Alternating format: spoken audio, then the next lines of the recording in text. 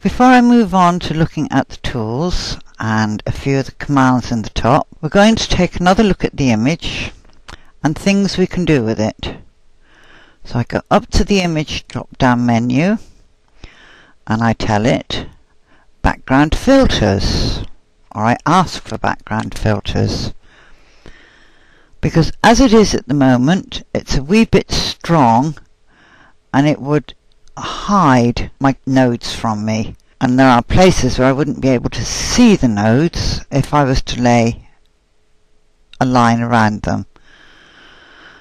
So the first thing I'm going to do is I'm going to drop the contrast. And then I'm going to increase the brightness.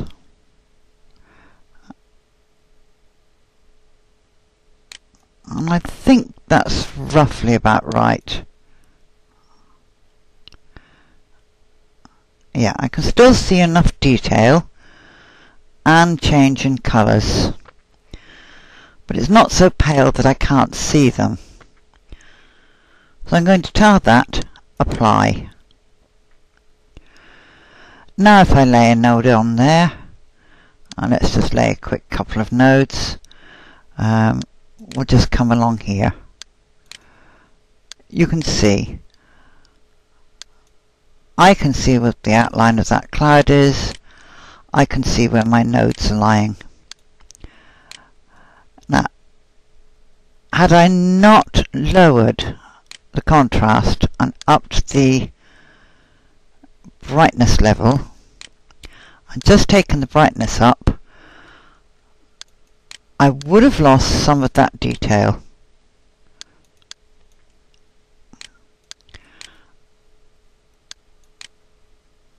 Okay, now you can see I've been able to trace around that shape with very little bother because the background isn't too bright. And I'm going to scrub that now, tell that I don't want that, and we'll go back into image and we'll bring it back up to where it was and show you how different that would look if I was trying to lay my nodes, say, around this circle. So we're going to pick up the fill tool again. And when I moved that one into that shape, it's not really that obvious where it is. And that's why it's handy to be able to lighten your background image. Particularly if you've got a design that is all black lines. They get lost in the lines. So you really do need to lighten the whole thing up. And there we go. Not quite so simple for me to see that. They're kind of disappearing into the background colour. So I'm going to tell that go away, I don't want you. Now there's something else I want to show you, and that's Edit Image Window. Now when I open the Edit Image Window dialog box, I've got three icons. I've got Rotate, I've got Resize, I've got Border.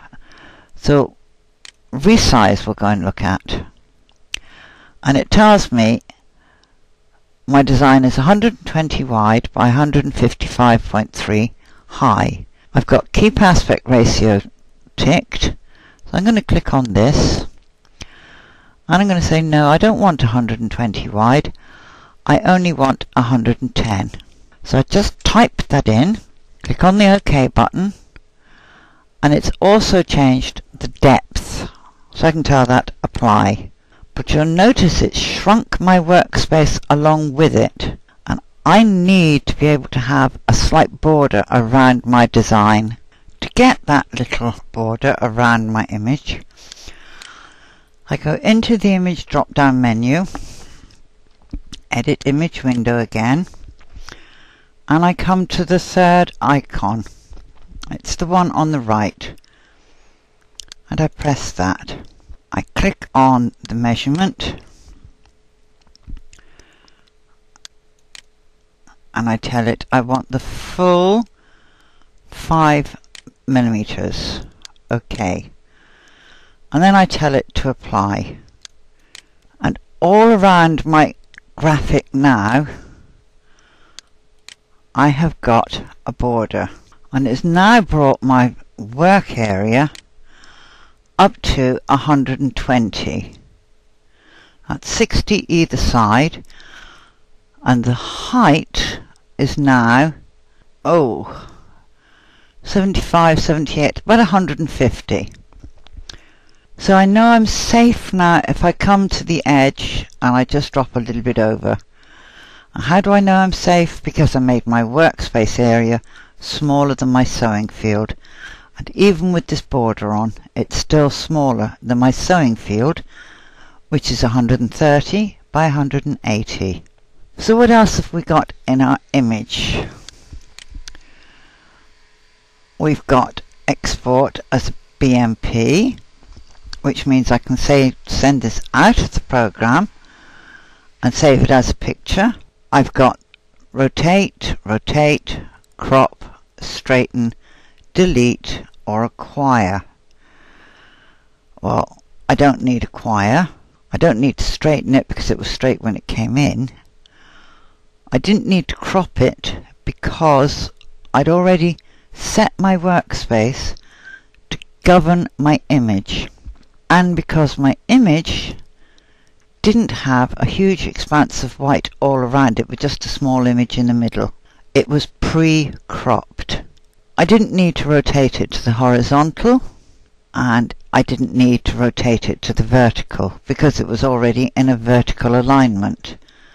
So that's our image and what we can do with it inside of embird in readiness for digitizing. Right, now in the next video we will start looking at tools.